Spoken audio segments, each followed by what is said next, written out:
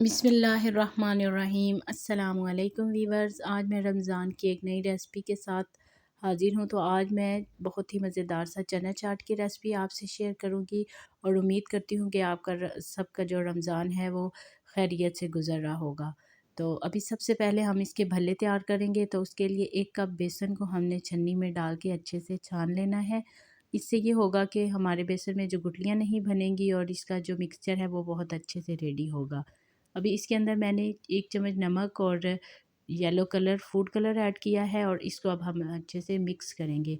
भले बनाते हुए आपने ये कोशिश करनी होती है कि बेसन को बहुत अच्छे से फेंटना होता है, क्योंकि अगर हम इसको बहुत अच्छे से फेंट लेंगे तो इसके भले जो हैं वो ज़्यादा अच्छे बनेंगे, और अगर सिर्फ मिक्स करके उसके भले बना लेंगे तो उनका जो है वो टेक्सचर नहीं होगा। अभी फ्राई करने से तकरीबन 10 मिनट पहले मैंने इसमें आधा चम्मच जो है वो मीठा सोडा शामिल किया है, बल्कि ये आधे से भी कम है। इस अगर आपने फ्राई करने हैं तो उसी टाइम पे इसको ऐड करना है, फ़ौरन से इसको बना के नहीं रख लेना मीठे सोडे के साथ, क्योंकि फिर आपके भल्ले ख़राब हो जाएंगे।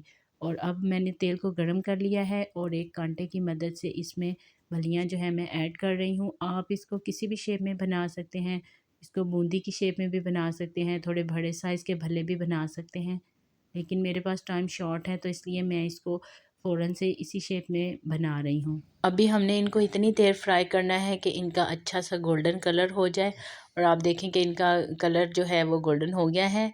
और अभी हम इसको निकाल लेंगे और आप इनको सेव भी कर सकते हैं। ठंडा करने के बाद आप इनको किसी एयर टाइट कंटेनर में या ज़िपर बैग में डाल के रख लें तो ये 1 माह तक ख़राब नहीं होंगी। आपने जब इनको चाट में ऐड करना हो तो आप पानी में इनको डिप कर लें 10 मिनट के लिए और फिर इनको निचोड़ के ऐड कर लें। और अभी देखेंगे ठंडी हो चुकी हैं और अब मैं इनको पानी में डिप करूँगी। ये अभी ताज़ी बनी हुई है, इसलिए मैंने इनको तकरीबन 7 से 8 मिनट के लिए ही डिप किया है और फिर मैंने इनको चाट में ऐड किया है। चाट में जो प्याज शामिल करने हैं उनको मैंने 1 चम्मच नमक लगा लिया है और अच्छे से मसल के मैं इनको धो लूँगी। इससे ये होता है कि चाट का जायका भी अच्छा बन जाता है और इसमें जो एक्स्ट्रा तेज़ाबियत होती है वो भी ख़त्म हो जाती है और ये नुकसान नहीं देते।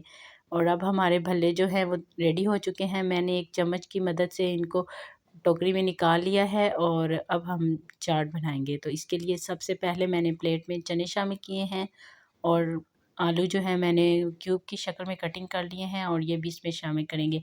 साथ में जो हमने भल्ले रेडी किए हैं वो भी इसमें ऐड कर लेंगे। और कुछ सब्जियों की मैंने कटिंग की है जिसमें टमाटर है, बंद गोभी है। ये जो चाट को क्रंची बनाती हैं तो इसलिए मैंने बंद गोभी जो है वो ज़्यादा ऐड की है। और अगर आपको मेरी ये रेसिपी पसंद आ रही है तो प्लीज़ मेरे चैनल को सब्सक्राइब कर दीजिएगा और साथ में बेल आइकन भी दबा लीजिए, ताकि मेरी डेली आने वाली रेसिपीज़ आप तक आसानी से पहुंच सकें। और अभी इसमें मैंने कटिंग किए हुए प्याज, साथ में सब्ज़ धनिया, पुदीना और सब्ज़ मिर्च की कटिंग की हुई है वो भी शामिल कर लिया है। और अब इसमें जो मैं दही शामिल कर रही हूँ इसको मैंने बहुत अच्छे से फेंट लिया है और ये दही मैंने खुद से घर में तैयार किया है। आप बाज़ार वाला दही भी शामिल कर सकते हैं।